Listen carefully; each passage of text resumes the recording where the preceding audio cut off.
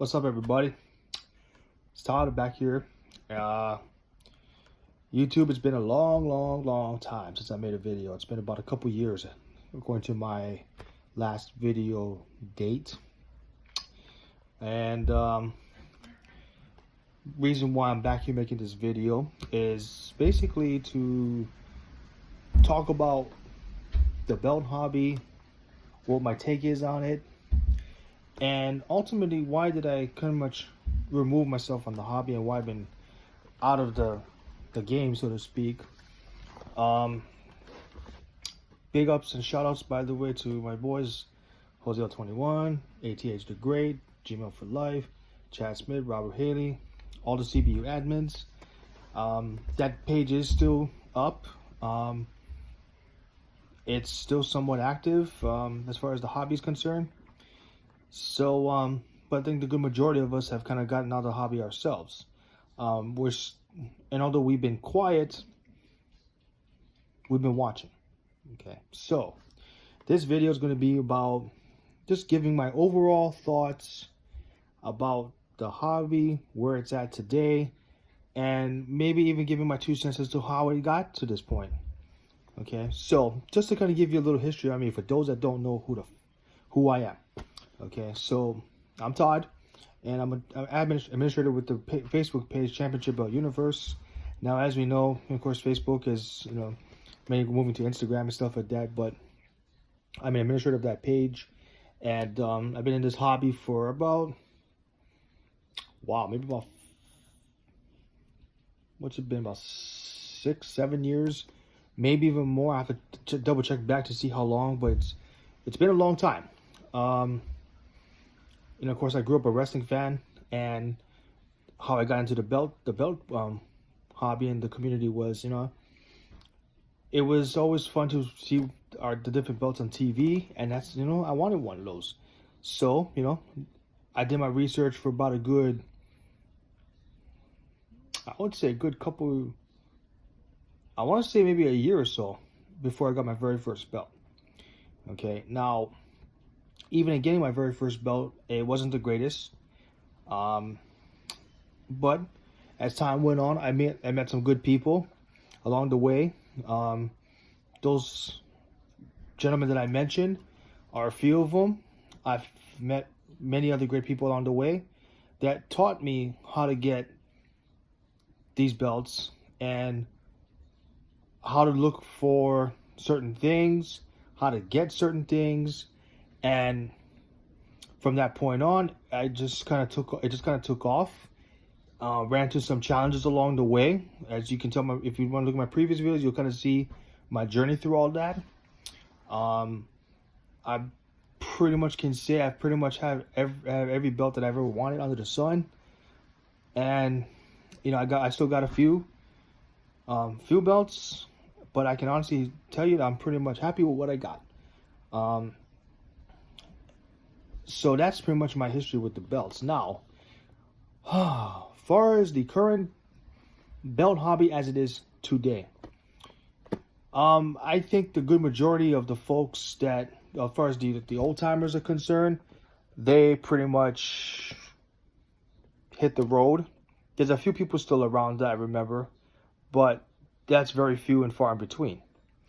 Now, a lot of things have changed as far as the replica belt game, real belts, whatever you want to, whatever you can think of. And I can tell you right now, there's more bootlegs out there than ever before. If you look on eBay, that'll tell you that story. And even in different belt groups that I've seen, very few replica belt sales. I mean, I think overall. And even the type of belts that are being offered out there, it's very interesting to say the least. But has the hobby changed? Absolutely it has. As far as my thoughts on specific subjects of the belt hobby, like, for example, releathering, there actually aren't very few. There are very few options for releathering now. It's kind of amazing. I have heard a lot of rumors about the previous guys who were at the top of the the releathering service department. Guys like Lucky Hands, Mrs. B, through their own personal challenges with their customers, they've kind of had their issues and kind of fallen off the radar. Comment down below if you can kind of give me some specifics.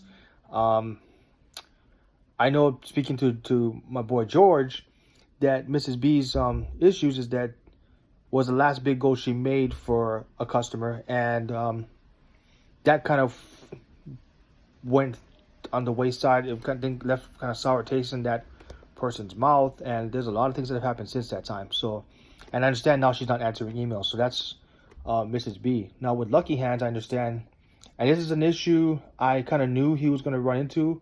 It was going to catch up with him eventually, because I made a video on that some years ago about when I had my Smoking Skull with him, to do a leather, just do a backing and snaps. Take it back. It was a strap that was already pre-made, actually not by him but by Dan, and all he had to do was put backing and snaps on it, and it was good to go. And that took a long time. Check out my previous video if you want the details on that. But with him, I'm not surprised that he has had his challenges. I mean, if he's got personal challenges in his life, my hope and prayers to him that he's healthy and he's safe. That's always first and foremost. Insofar as his ways of business, I've read a couple of folks review that's total nonpartisan reviews that he has not returned belts that he's had for a year and a half, almost 2 years, I think, and they paid him service fees up front, and they've not gotten their belt back yet. So I'm not too sure beyond that what's going on with that, but that's kind of my take on that. As far as the restoning side of things, I know my boy Athens, ATH the Great, still doing his thing. Big things going on with him, but Athens has always been a humble guy, and still is. So, but if you need your belts restored, network logo, big logo, or any belt that has like major restoring projects, that's the guy you can hit up. And he's done very well. He's improved a lot, and he's got a lot of things in place now that has helped him become better at what he does. And again, he's not the guy that is about the money of the thing, but he does it because he loves what he does. Big difference when you do it for money versus you doing it because you love it. There's a big difference, and he's one of those guys.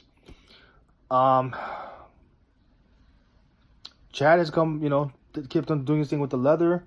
He's been consistent at it. He continues to get better at it, and he's done my network logo. And I'll make a video on that in a few days when he does get to me. But he's doing his thing, and he's a straight up honest guy.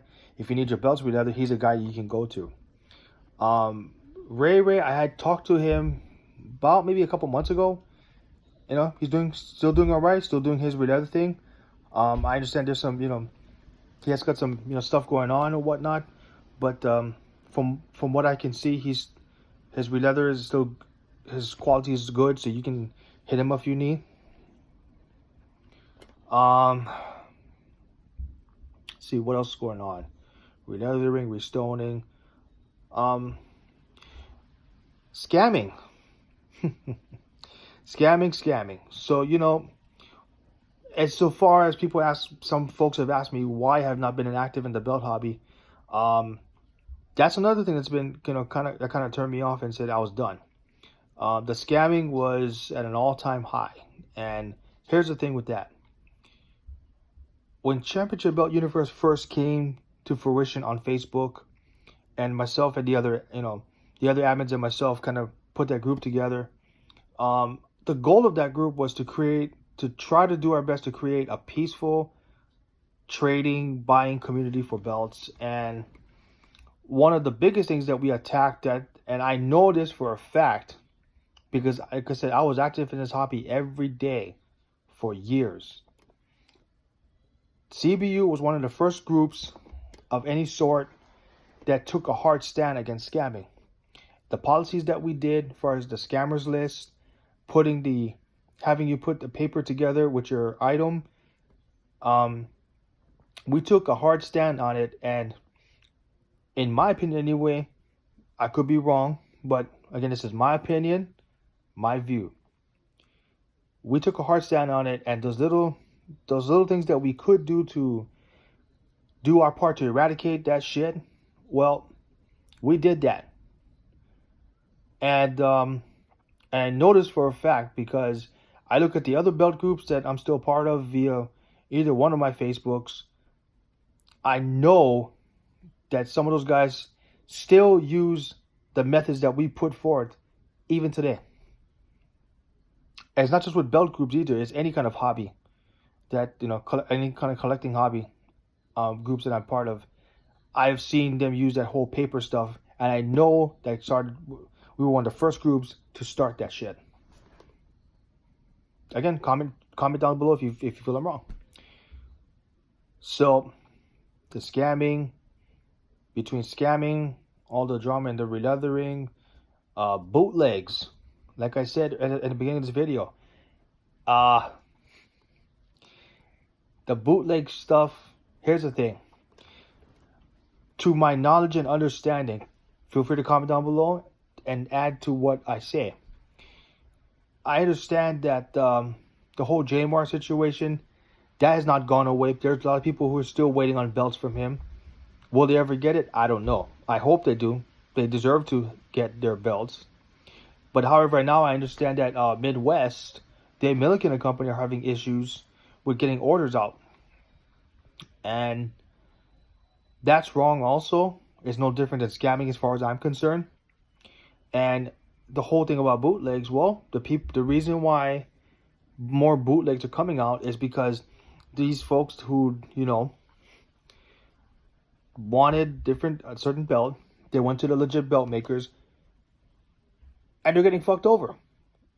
So my thing about that is, I'm not trying to justify it, but you all talk about being pissed at bootlegs. Well, let me think for a second. If I spend $2,000, $4,000, $6,000 to get a real belt made by a legitimate belt maker, and my order time is freaking taking forever and 10,000 years, there's not much that I can say about that. I'll leave it at that. Bottom line to that is, if you put together an order, you order something, you put your money down, you deserve to get your shit. There's no question about that. You deserve to get what you paid for. Okay? Now, another issue that I want to address that has come up within the past couple of days. Like I said, I've been out of this hobby for a long while. Myself and the other CBU admins, we've been very quiet. Here's a subject that I'll give my take on. And that's the issue with trading.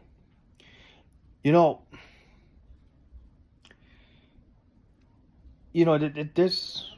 in the trading game, it can get it goes up and down as far as what's worth what's out there, what the public wants as far as belts are concerned. And over the past few years, things have changed a lot. Belts that were top dog a few years ago has changed tremendously.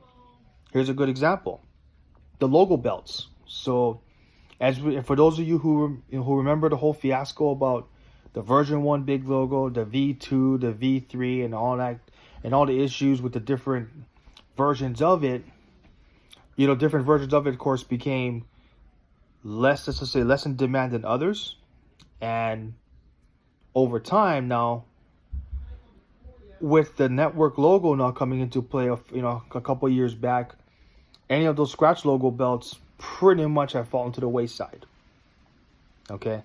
Now, back then, for example, the version 2 big logo that I bought, re-leathered, and then I had it re-stone, you couldn't get any better than that. That was at the time worth like $1,200. You could, if you sold it, and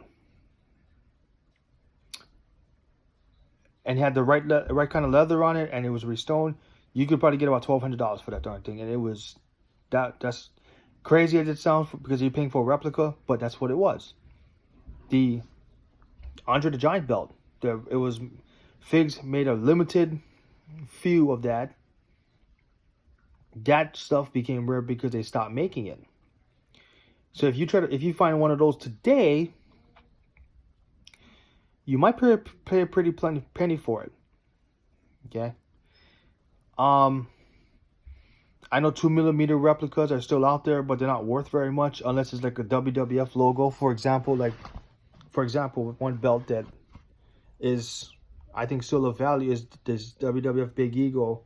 This one is weathered by Lucky Hands, Scott Thibodeau. Yeah. Okay. Scott's leather, as we all know right now, is very rare because of the situations he's going through. Got a WWF logo. That's a different story. WWF Smoking Skulls. Seen a few of those recently, and those definitely command a price. And you know, just a lot of variations go into what a value of a belt is. So my biggest thing about before and in trading these things, you know, basically your trades have got to be real. I mean, and the other thing too is if you come to a person, and this is just my opinion, but if you come to a person and you are looking to get a certain belt that they got, if you're the person coming to the guy, you better be ready to offer up something legit.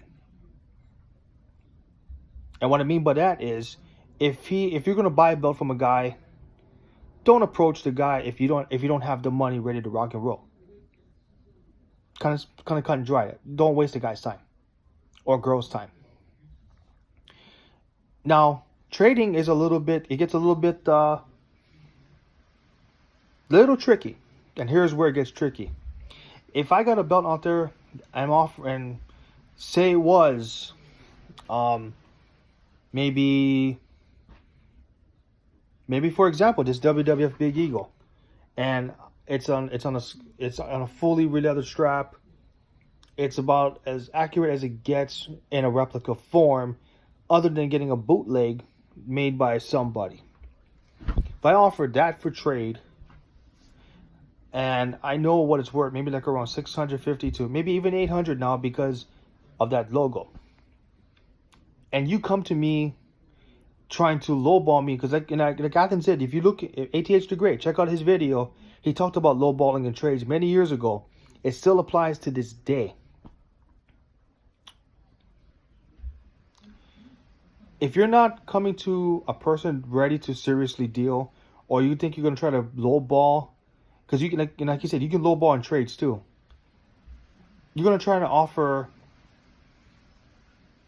say, a $250 belt that's worth $250, and yet the belts that you want, you already know it's worth like way more, but yet you can try to get an even swap out of that. Come on, that's just not realistic. And then of course there's the issue where, you know, if that's what they offer you initially, and the guy's willing to negotiate with you and work with you and try to come to some sort of deal, because he wants to give you that deal. But the thing about it is, you got to be prepared to give a fair deal. And I go back to the saying that Athen said in his video. I said it to him when we had a conversation a few years ago, and I've been saying it ever since. But in this hobby, as with any other hobby, whether you're collecting action figures, sports cards, replica or real belts, or whatever it may be, bottom line is you got to pay to play. That's just it. You got to pay to play in this hobby. It's just not a hobby, and this is not a very cheap hobby. It's really not. If you look on WWE Shop, getting replica belts from them, what's the normal price going around with shipping and everything? Like about $500. That's a lot of money. It's a lot of money. So you know that these things are not cheap. So you can't expect to get shit for cheap. Now, here's the thing. If you're cool with certain people and you got a good reputation, there's no question you got a chance here and there, maybe 1 or 2 times you get a good deal from somebody because, hey, they look out for you and they hook you up. That happens. But my thing is, you can't always expect that. You got to be ready to pay to play. And that's how you build a solid reputation in this hobby. Like if you look at Jose, Gmail, George, Chad Smith, and all the CBU admins, we've been in this hobby for a long time. And the belts that we have or had is because we worked for them, and yes, we paid to play. Any trade deals we got, we did because we knew how to negotiate. We understood the value of these things. And that's the thing. First thing you got to do in this hobby is you got to understand the value of these things first and foremost. If you don't understand the value of these things, then my advice to you is don't bother getting into any trading deals. Stick to buying it off of WWE Shop. Stick to just buying from those legit sites, and that's it. As far as buying belts secondhand, if you don't understand the value of them, first of all, you might get ripped off. Okay. Number two, if you see a secondhand belt that you know is rare, and you don't understand the value of them, and you go and try and lowball that person, that person may or may not be very nice to you and may just chew your ass out, and that's not cool. But I totally get it because they're frustrated. So don't put yourself in that position. Okay. See, pretty much covered all the subject: releathering, restoning, scamming, lowballing, highballing. What else is there to cover? But the biggest thing about this hobby, I'll say, and I'll end it right here. The biggest thing about this hobby, it was a very enjoyable hobby for the time I was actively in it. I do admit I may have the itch again. We'll see. But I definitely don't miss the drama and the bullshit. That's one thing I don't miss. And you can talk to any of the CBU admins about that, or even any of the other guys from the other belt groups, the guys who have been here, all the OGs who have been here for a long time. That bullshit about scamming, lowballing, highballing, it's never going to go away. That's understood, but it does it gets tiring. It's tiring. So, in a nutshell, that's pretty much what I got to say. If there's other subjects that you want to ask about, feel free to comment down below. I'll be sharing this video via, of course, here on YouTube and Championship Belt Universe and anywhere where people might be interested in looking. Okay, so, and I've been talking with the other guys recently. We probably will get together to do a admin chat, which we haven't done in, quite frankly, years. So that's coming soon. I know I haven't made a vid in a goddamn minute. So, but we'll see what happens. My belts are still here, so I still love them. Getting any more, we'll see. But other than that, that's pretty much it. Comment, rate, share, and subscribe. Spread this video if you want to. Leave your comments and opinions. And that's pretty much it, folks. See ya.